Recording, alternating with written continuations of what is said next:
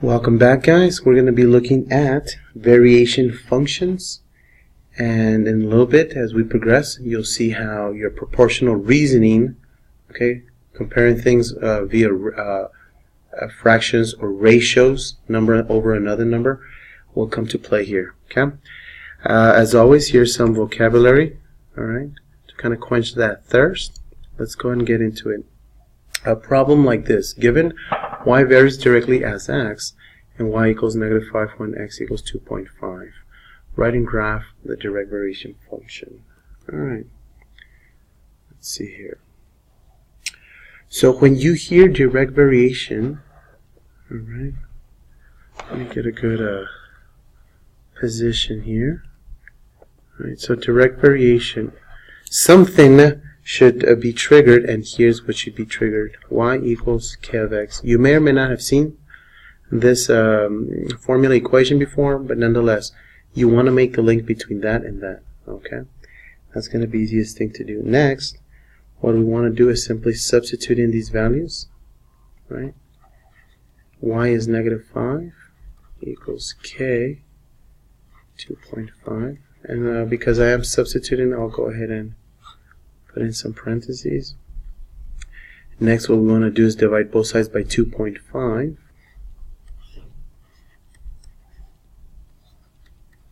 Okay, punch that in the calculator and you should get -2. Alright. Write and graph the direct variation function. So to write it, you really just need to know k. We've got an x and a y to help us solve for k. We have, and now we can simply come and plug it back in there. So now we have k. Our direct variation function is y equals -2k. Oops, so I'm very sorry for that. If you know what my mistake was, good for you. It should be what? X. Right? This is k, as we've concluded. Alright, guys, it does say to graph. That's something you can punch in the calculators very easily. And observe that it is indeed a line, with a negative slope. Alright, next one. Distance varies directly as time, because as time increases, the distance traveled increases proportionally. The speed of sound in air is about 335 feet per second. How long would it take for sound to travel 11,725 feet? Alright, so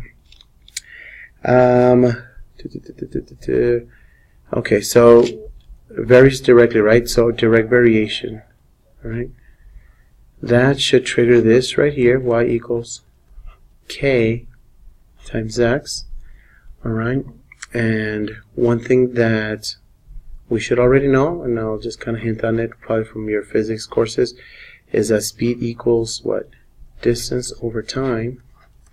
If you multiply both sides by time, you'd essentially get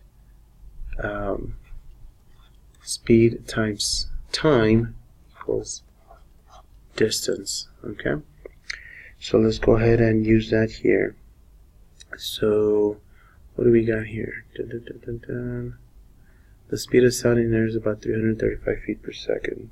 Okay, and then sound travel 11. Alright, so let's go ahead and plug in what we do know. So this 335 is what? What do you think it could represent here in the story? Alright, so feet per second would be the speed, s. Right? Now, of course, notice how these two are very similar. However, this one's a little more specific to this kind of problem. Anyways, 11,725 would represent, what do you think? Okay, if you were thinking distance, good. So I'll put D here. Alright, I'll kind of box all this up here so it doesn't get too congested. Alright, so we would need to solve for the unknown. Okay, so let's go ahead and plug that in there. Alright, so I'm going to switch the order of this formula to D equals S times T, and we just said that D is 11,725. What else do we know? The speed. I'm substituting, so I'll go parentheses is 335, and then we have T. So logically here now, you guys would divide by 335. And we're left with t equals, let me see, what did we come up with? 35. Alright, so now notice, I'll put this here in maybe green.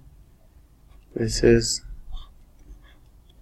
what we can consider our k. That way you can match this process with the earlier problem and start making some connections there, okay? Why? Because once we had k, what did we do in the last problem?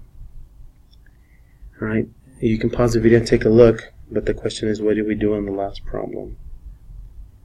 Alright, we ended up setting it something like this, right? D equals S times K, which is 35. Right? Now this problem does not require us to do so, but hopefully you can make the connections between those two problems. Right? So it says, how long would it take for sound to travel? And there it is, 35. Okay. Alright, let's go ahead and move on here. Okay, this one says the volume V of a cylinder varies jointly with the height and the radius squared, r squared, and V equals 157 centimeters cubed, when h equals 2 and r squared equals 25 centimeters squared. Find V when h equals 3 and r squared equals 36 centimeters squared. Round your answer to the nearest hundredth. Alright.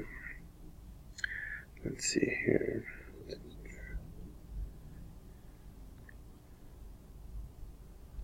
Okay, on this one, where do we get started? Alright, a good place to get started would be this whole varies jointly. Okay, so what should come to mind when you hear that? Let me go and write it for you. Okay, is that V varies jointly with K, H, and R squared.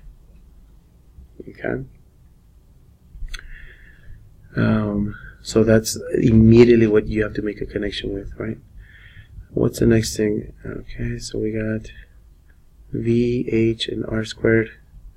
Find V. Okay, so basically for us to do this find V, we need to know what we needed to know in that first problem, which is K.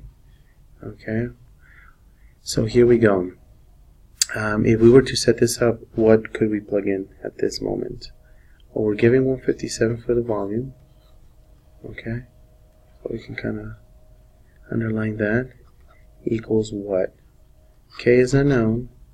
Do we know H? Okay, is 2. And again, I'm substituting, so let me go ahead and set up some parentheses. And what else? I need R squared. Do we get that right here? 25. So from right there. Right? Now what we can do is kind of clean up the math. So we've got 157 equals 50K. We can divide by 50. Right. Although this is new material, the math is not very demanding here. And this is roughly what, people? About, got a calculator showing about 3.14. Okay. Alright. So I'll put a little break here. Okay. Kind of to take a break and to indicate a pause in the problem. So now it looks like we're ready to move forward. So we can go and set up our new joint variation function. Okay. Which equals K 3.14 times H times R squared, right? Just plug it in there. Alright. So we're at this portion, right? When H and R squared equals the following. So let's go and plug in 3 and 36 accordingly.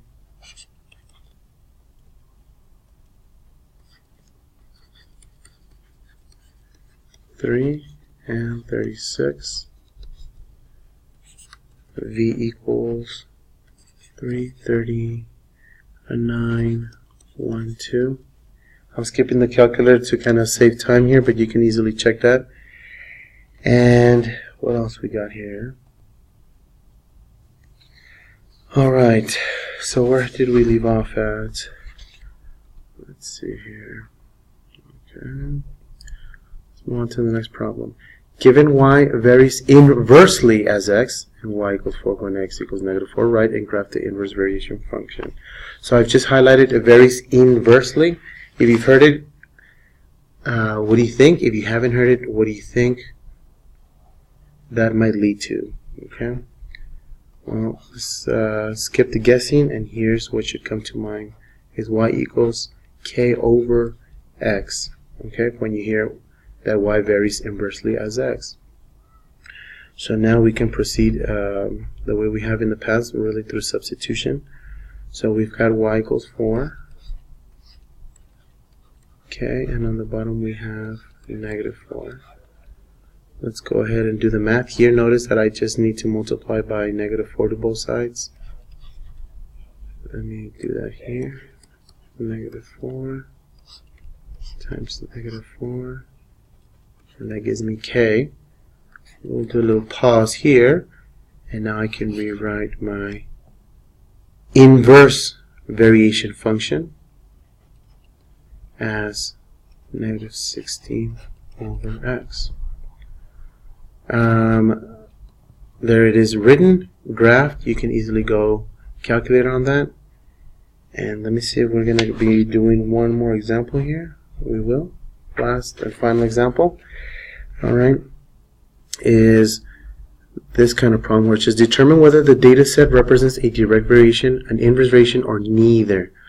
Right? So I've put together some important information here in color that's going to be very important. Okay. Now, what I'm going to do is use this information in front of you, but I do recommend you write this. Excuse me. Bottom line, okay, direct variation, you should be thinking, right, this formula, right? All they've done is they've solved for k so that you can kind of take a look at this ratio, and you want to observe that this, if this ratio is constant, right, if any ratio produced is constant, you can declare it a direct variation, and that's coming from this data. If you have inverse variation, here's the function, you solve for k, you now have this product. If this product is constant, and again, this data is coming from the table, you can declare that it's got an inverse variation, okay, function relationship. So anyways, let's go ahead and, according to this, put y over x. Alright, so here's the first test, y over x. So I'm going to put 420 over 2, which equals 210 over 1. I'm going to put next, what does it say, y over x? So I'm going to put 280 over 3. 80 over 3. I'm trying to think if it simplifies. It doesn't really simplify. So let's go ahead and leave that one kind of intact there. Whoops. Alright, so I'll kind of box in the ones that are my focal point. And then lastly I have 210 over 4, which is roughly what, 105 over 2. Now the main thing that I want to look at is are these constant? Are these ratios constant? It's a no, so I can already say that it's no to this direct variation. Okay. Now I'm going to run this test, x times y.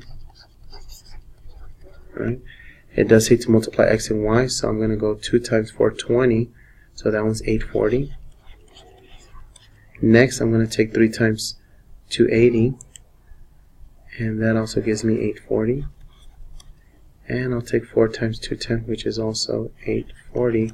And now I'll notice that this product is constant, and I can declare it an inverse variation right here. Guys, thanks for your time. I'll see you in class with questions, comments, and concerns. Great seeing you.